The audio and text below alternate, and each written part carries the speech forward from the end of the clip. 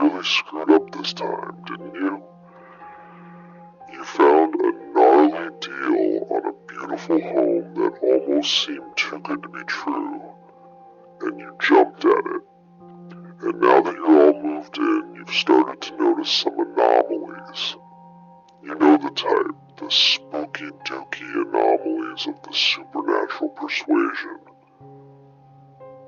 Bumps in the night, doors opening and closing by themselves, auditory hallucinations of whispers. It's more common than you may think, but not everyone realizes the danger. These signs could be proof that some forsaken lost souls inhabit your property. Maybe the previous grandmother self-immolated in the attic. Maybe dear old dad went suddenly insane and repainted the house with the blood of his children. Or mom tried seducing demons in the basement. If this sounds even vaguely familiar to you and you are looking to the good old internet for help, then you've come to the right place. Advertisements. You see, I have this friend. Well, had this friend named Nathan. A couple months back, Nathan found a house for sale in southern Georgia. It was nestled along a remote stretch of woods just outside of Waycross. It was a historical area, an old colonial-style home just under 5,000 square feet, 6 bed, 6 bath with white picket fences and a dozen acres. The quintessential American dream house by all accounts. The price was unbelievably low. But after Nathan contacted the real estate agent, he found that the price that he had seen listed was indeed the price that was being asked.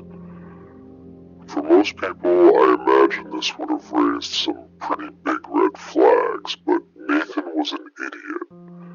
The confident type of idiot that believed machismo is substantial for conquering all of life's obstacles. I know it's not kind to speak ill of the dead like that, spoiler alert, but I'm just trying to give an accurate portrayal of the kind of person Nathan was. You know, the alpha male who hits on your girlfriend, lives at the gym, and probably spanks his meat to his own selfies. For people like Nathan, friend is really just another word for ego reinforcer. He was cocky and often let pride get the better of him. His wife, Janelle, was actually my ex-girlfriend from a while back. Bit of a skank, but practically a supermodel. They had 2 kids, Natalie and Mason, who were both spoiled brats. Again, I'm just trying to give an honest perspective of them in hopes that we may all learn something from what happened. You see, what happened to Nathan, which I'll get into later, was something which I believe could have been easily avoided if only he had followed a few simple instructions. After the funeral, I got to pondering on the matter and realized that what we all really need is a set of rules to follow if you believe your house is haunted. Let's begin. Rule number 1. When looking to purchase or rent a house, always ask for the history.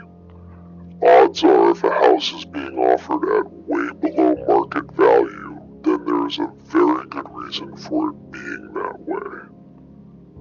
Advertisements. Nathan didn't do this, and thought that the undermarket price was simply the universe handing him something he didn't really earn, as it often seemed to do. Nathan jumped at the offer, and within a few weeks, he and his family were approved to begin moving in. I volunteered to help them move in, and I'll be honest, the house was absolutely gorgeous.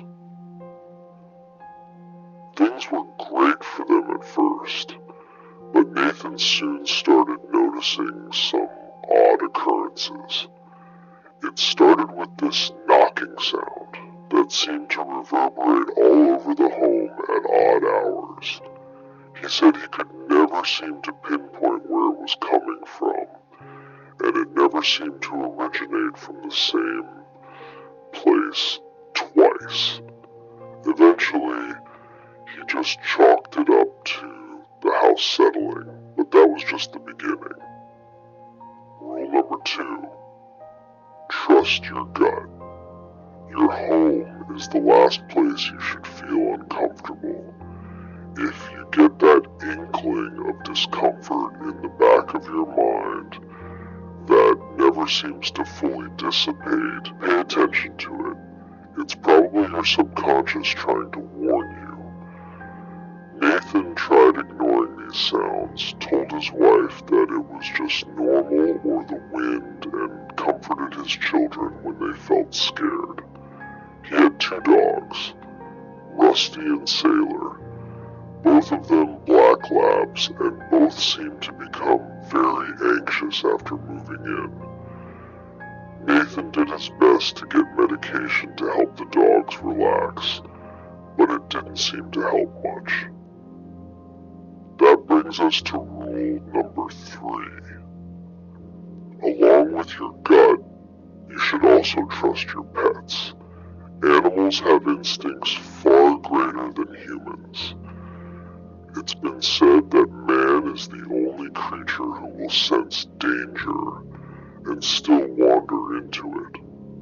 Animals have a sense for the supernatural, dogs and cats in particular. If you find them growling at what appears to be nothing, or constantly staring into specific areas of the house, then pay attention to that. Odds are they can see something you can't. Nathan told me that Rusty, the older of the 2 dogs, would pace the hall each night for hours. He said it was like he was standing guard over something. On more than one occasion, Rusty suddenly blurted into a ferocious bout of barking and snarling. Nathan would come out into the hall, but never found anything. He grew concerned for Rusty and took him to the vet, but the vet confirmed he was in good health. Meanwhile, Sailor, the younger dog, slept at the side of Mason's bed each and every night.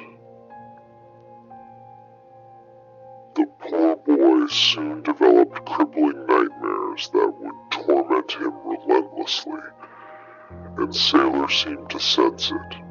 Each time Mason would wake up screaming, Sailor would be there to try and comfort him. And that segues perfectly into our next rule. Rule number 4. Beware the nightmares. Young children are similar to animals in the way that they seem more perceptive to things that adults are not. This one can be difficult, because there are many root causes of nightmares with things like anxiety, depression, and other mental illnesses. The telltale sign is whether your child suddenly develops them soon after entering the home. Poor Mason had absolutely horrific dreams, and night after night he would be tormented by them. He often spoke of the blurry man that came to him while he slept and whispered terrible things. He even said that sometimes he would see the blurry man while he was awake, but never more than a quick glimpse, and always in the shadows or outside in the woods. Nathan and his wife worried that perhaps Mason was schizophrenic, but multiple doctors confirmed this was not the case. They tried giving Mason sleeping pills, various supplements, and burned incense to help him sleep more peacefully. It worked for a while, until Natalie started having them too. Rule number 5. Try to determine what kind of spirit you're dealing with.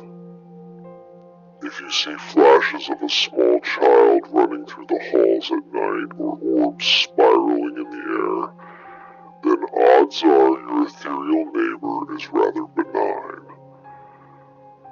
Some people even discover they rather enjoy life with a spectral roommate and find their antics to be rather interesting. Most believe that spirits who pass away before completing what their soul desired will become stuck in a sort of purgatory.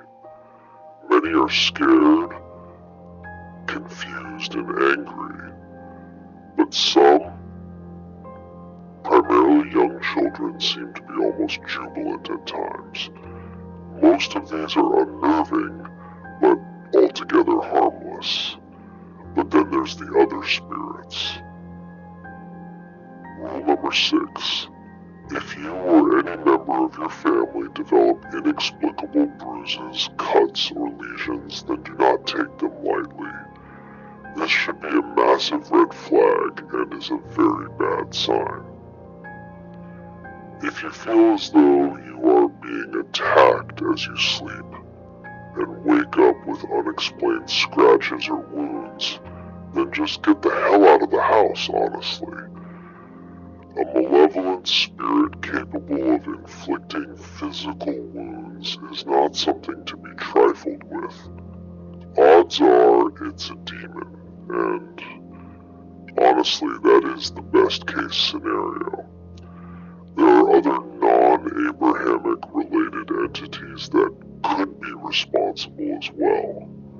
They are very rare, but if encountered, well, I'm afraid even my handy set of rules won't be enough to stop them. Natalie and Mason suffered multiple scratch marks, wounds, and even a few bruises that almost looked like bite marks. Nathan's wife Janelle was also subjected to these attacks. The children's teachers at school began to notice and became quite worried for their safety. Obviously, their first thought was not paranormal, but rather that the children were being abused at home.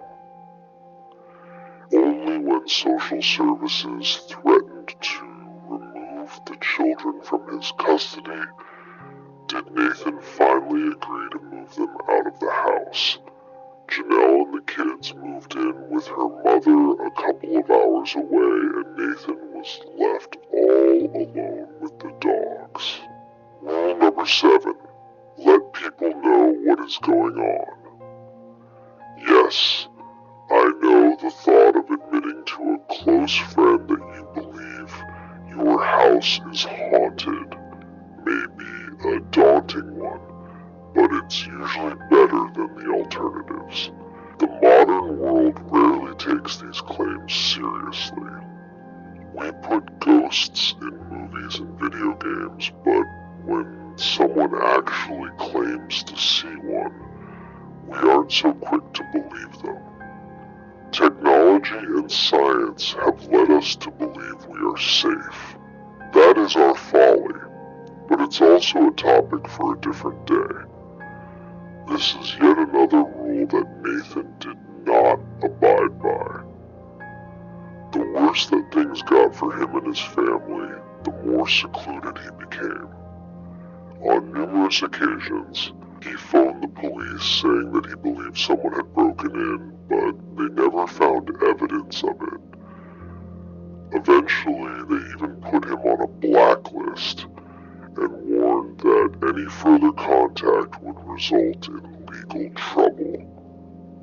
Rather than tell his parents or brother or any of his friends what was going on, he retreated into himself.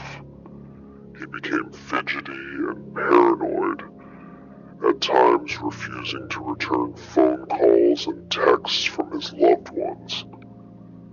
he just broke contact, and things only got worse. Advertisements rules 8 and 9 sort of belong in the same category, although one is a little more extreme than the other. Rule number 8. If you suspect something is up, it doesn't hurt to perform a cleansing. Like I said earlier, the modern world has little time to entertain the notion of ghosts and the supernatural, but that shouldn't ward you off. If you're unsure about whether your home is being haunted or not, then a routine cleansing can do wonders for you. I'm willing to bet there are mediums and priests in your town that can get the job done. Even if you can't find anyone local, you can always just go online and find instructions for yourself. It's not as effective that way, but it's better than nothing. Rule number 9. If you're really feeling as though you are in danger, get someone to perform an exorcism. It's the step that no one wants to take, but desperate times call for desperate measures. Priests and spiritual leaders are your go-to for these kinds of things. Even if you yourself are not religious, these people honestly do know how to help. There's some evidence that Nathan was attempting to do this, but it's unknown why exactly it didn't work out. Maybe he second-guessed himself and thought he could handle it, or maybe his ego took control once again. Nathan had been collecting evidence for a while and had amassed quite a stash of clues. He had audio recordings which relayed banging on the walls and footsteps in the attics. He took multiple videos, but none of them really showed anything except for the last one. But by that point, it was too late. In his journal, he also wrote that he experienced items in the house levitating on several occasions, but sadly he had no recorded proof of this. Rule number 10, the big one. Whatever you do, don't try to antagonize the spirit. This should really go without saying, but angrily challenging the spirit or daring it to manifest is a really bad idea. But, as you may have guessed, Nathan and his unlimited stream of testosterone decided to do just that. He got really drunk one night and began ruminating on all that had been happening. Nathan was always a skeptic, but even he couldn't ignore the psychological impact on his family, whether it was imagined or not. He realized his relationship with his children and wife were being heavily strained, and his new house had become a place of hostility. This made Nathan very angry. So Nathan stood up and shouted at his empty house for the spirit to come forth and face him. He was met only with silence, and so he shouted again. Never once did the spirits answer his call. After a few more verbose challenges, he broke into a bout of laughter, probably believing himself to look ridiculous. Apparently, not everyone who was watching felt the same though. Nathan managed to stumble into bed not long after, and was out cold within a couple minutes. Nathan had kept a security camera in his room in hopes of capturing proof, and that night he found something. At around 2:13 a.m., Nathan is seen beginning to stir in his sleep in the security video. He grunts and speaks briefly, but the words were unintelligible. Suddenly his eyes sprung wide open in the bed and began glancing around the room. Nathan appeared to be struggling, but his body didn't move. It is believed he was suffering an episode of sleep paralysis, which left him temporarily paralyzed. His eyes continued to dart rapidly around the room. Then something happened that no one who saw the video could explain. The bedroom door slowly rolled open, but the darkness of the hallway was all-consuming. Nathan's chest began frantically pumping up and down, and his eyes stretched wide open. Something was then seen moving in the hall. It could have been chalked up to a trick of the light at first, but then a hand was seen reaching through. It was gnarled and spindly, like the wretched malformed appendage from some abyssal denizen. The figure slowly sauntered through the doorway, its tall, dark silhouette nearly grazing the top of the door frame. It had no definite features, appearing only as a hooded humanoid individual. No eyes or face, just a shadow made corporeal from Nathan's deepest nightmares. Poor Nathan was heard mumbling and whimpering frantically, but in his paralyzed state he was unable to fight back or flee. He could do nothing but watch in absolute horror as the thing approached him. It stopped at the foot of his bed and just stared at him for about a minute. Nathan continued to hyperventilate and didn't appear blink once during the entire ordeal. The thing then finally moved closer. It then leaned down only a couple inches away from his face and appeared to whisper something. It was too quiet for the mic on the camera to pick up, but needless to say, it did not make Nathan feel any better about the situation. Suddenly, the thing lashed out with its twisted hands, constricting like pythons around Nathan's throat. In his paralyzed state, he couldn't even struggle against his shrouded attacker. Within a minute, Nathan's chest stopped moving, and his eyes fell still. The entity retracted its hands and just stared at him for about a minute. Then, as if taunting those who would see the footage, it looked directly into the camera. It whispered something again, but again it was too quiet to discern what it was. Then, as quickly as it had appeared, it waltzed out of the room and vanished back into the darkness. Nathan was found by his wife Janelle a few days later, and she called the police. After an autopsy, Nathan was determined to have died via strangulation, much as what was shown in the video. Cops scoured the premises and found footprints from the intruder. However, the footprints were soon matched to a pair of Nathan's own boots. The police, of course, were not so quick to believe that Nathan was simply killed by supernatural forces. They conducted interviews with neighbors, friends, and family members, but none of them seemed capable or motivated enough to have done it. There were no signs of breaking and entering, and nothing had been stolen from the home. They came to me and conducted an interview as well, but of course, that was a futile effort. I mean, sure, the fact that Janelle was my ex-girlfriend was reason enough to suspect me, but I quickly dissuaded their accusations.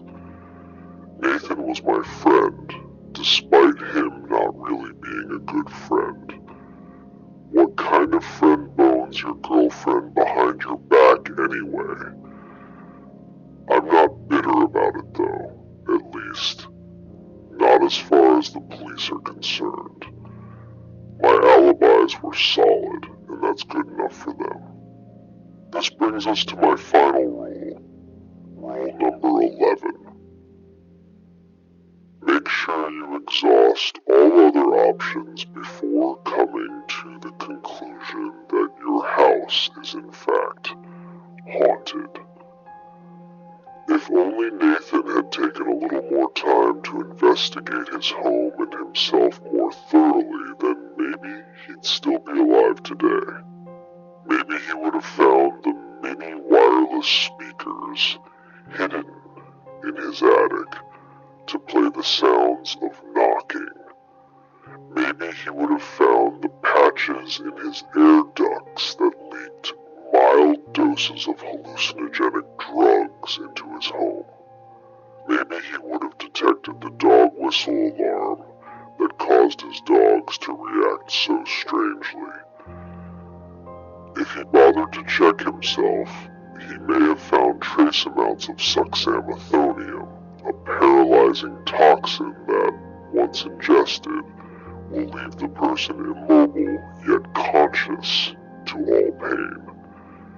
It would have been difficult to find, as even coroners do not normally test for the substance unless specifically requested. No matter how you really slice it, this entire ordeal really comes back to Nathan himself. If only he had been a better person and not constantly demeaned his peers at every turn. If only he hadn't been so stubborn and proud. If only he hadn't gone behind my back and boned my ex-girlfriend, thus ruining our future and sending me into the spiraling depths of crippling depression, then maybe I would have helped him. So you may be wondering, is this my confession? No, of course not. This is only my list of suggestions and rules for how things may have turned out differently for Nathan and his family. These are all hypothetical explanations and are in no way to be considered incriminating evidence to be used in court against me or anyone else for that matter. Besides, if this really was a confession, then that would make anyone who read it an accessory to murder, and we certainly wouldn't want that. I hope you can understand that, and I do hope that we can trust each other in this regard. After all, I have really good software for tracing IPs, and the modern web makes it incredibly easy to access them. We wouldn't want your house to suddenly become haunted, now would we?